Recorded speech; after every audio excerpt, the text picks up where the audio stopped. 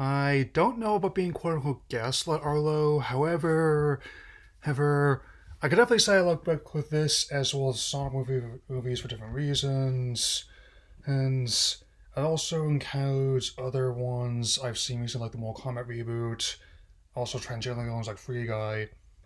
Okay, now that I got that PM out of the way, it's that time again. Even though it's been quiet on these fronts, I thought it would be nice to talk about what I'd like to see, hey, in a potential Detective Pikachu follow-up, both in terms to like the 3DS game as well as the live-action film it's spun into. Who like given how allegedly both are still in development, even though it's been very quiet on both fronts. So here we go with 6 things I'd like to see in a potential follow-up. So let's get started. This would definitely be the most obvious as one for both the movie and the game, given how the only things we know for certain is that Tim in the movie felt like doing detective work with his dad in the city, as well as if after a game, he's going to find his dad. It's going to be sort of circumstances. So that would naturally mean there would be more mysteries to ensue from that, and also how it's been a reliable concept, like how there've been a great many detectives throughout pop culture and who are always trying to find what else is going on, and it's definitely a setting that would lend itself naturally towards that sort of idea, which brings me to my next item on the list. One of the biggest strengths of this iteration of the story is how it effectively utilized world building, explicitly selling story within the Pokemon rule, Sims Virtual Universe, and also managing to capture or just like an ideal snapshot of that world and how it could be expanded upon on in the future. I mean, and with this being the case, why not bank on that? I mean, since it feels like just scratching the surface in case of both material, so and also the implication and of other regions existing in this universe, given how they featured only 54 of the hundreds of monsters that have been part of the franchise, it would be quite the a route to take to show what this is capable of, and also this will nicely be a segue into my next point as well, of course. With Generation 8's release, as well as the upcoming Generation 9 later this year, here there is a wide array of monsters in the franchise to draw from for one, not just take case of early ones end up being reworked or outright cut from the first film, like in the case of Arcanine and Golbat, though I definitely couldn't see those being explored again in a potential sequel. I mean, on the subject, there's a whole new array of monsters I could definitely love to see in in future installments. Say if they use ones like some of my favorite ones like Zoroark and even my all-time favorite one, Lucario. I think they look great. Hey, with the new technology of the Switch as well as even in just recent memory how far we already come in VFX since the last movie. We've gotten a lot more overlap between and how the game visuals and the film visuals with this point in time. So it would be definitely something I would really enjoy seeing with more monsters throughout the history of the franchise. Like, man, spin-offs are really good at including those, like with new Pokemon Snap as well. Heck, even the infamous Pokemon Unite has managed to already introduce a wide range of monsters to play with, even as someone who does not know that much about MOBAs. So there's that.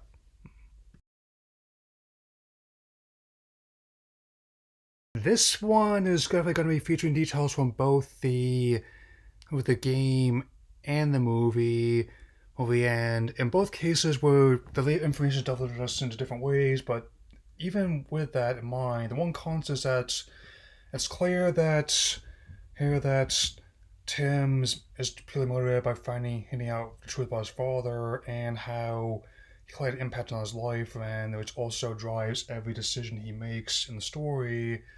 The including the whole insane incident of him going to the city after he found out he's been missing, presumed every 2 months, and going through the journals in his apartment in the game, we could definitely find out the connections, and as well as like the living space set up with some of the cards and posters, which he tried to claim him that would of course really hint at who he really was. The fact that of course that the detective was not fooled in the slightest about the how that man, and especially we found out more about what happened when he was younger. So how could there be more secrets to be revealed? All especially for the movie case.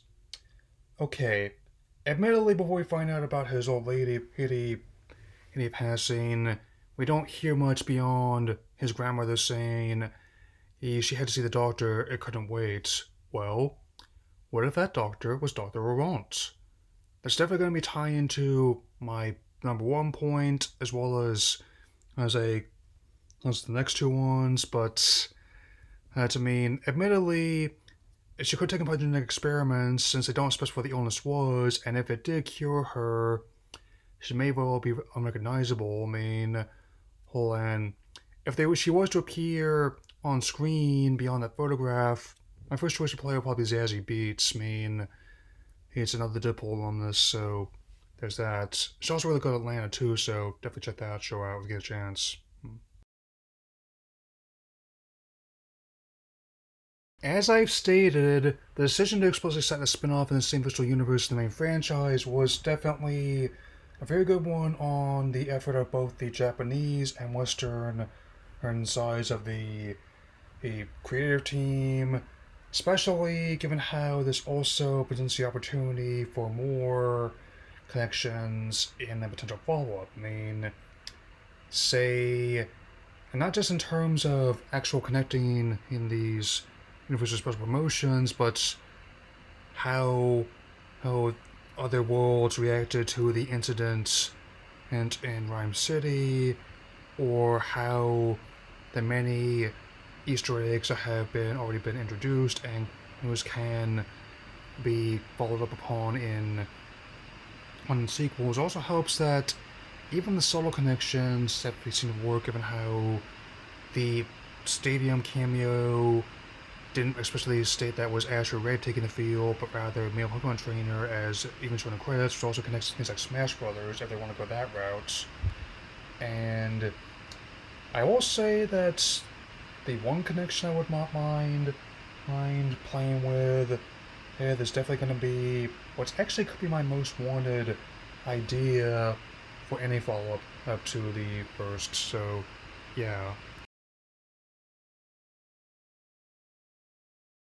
This was an idea I've always had an affinity for ever since I saw the movie, as well as play the game for the first time. Like, given how the reaction between the two of them was both different, the first time he encounters Pikachu, who and is definitely surprised as one that could talk like a person, and also the success as both critically and commercially he generated talk of more is how they would get Harry back in this form. Well, what if it wasn't Harry that ended up taking up this time? What if it was Tim that had to undergo his transformation this time around? I mean, which is something kind of similar how the second of these new Jumanji movies where they play with the expectations of the first one, and how instead of the kids getting in this time, it was some of the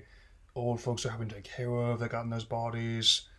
And definitely that also proved to be a fun surprise as how that fared. And so I think there's a lot of potential comedic and adventurous setups that could benefit from this one. And I would actually think I would love to see this implemented potentially in the future, especially if it got a chance to really shine and however it might pan out. So whether it end up seeing thought theatrically or on streaming, I definitely welcome the idea. So Anyway, that's all I got to say for now. How? I'll definitely see you all again soon. Take care, everyone.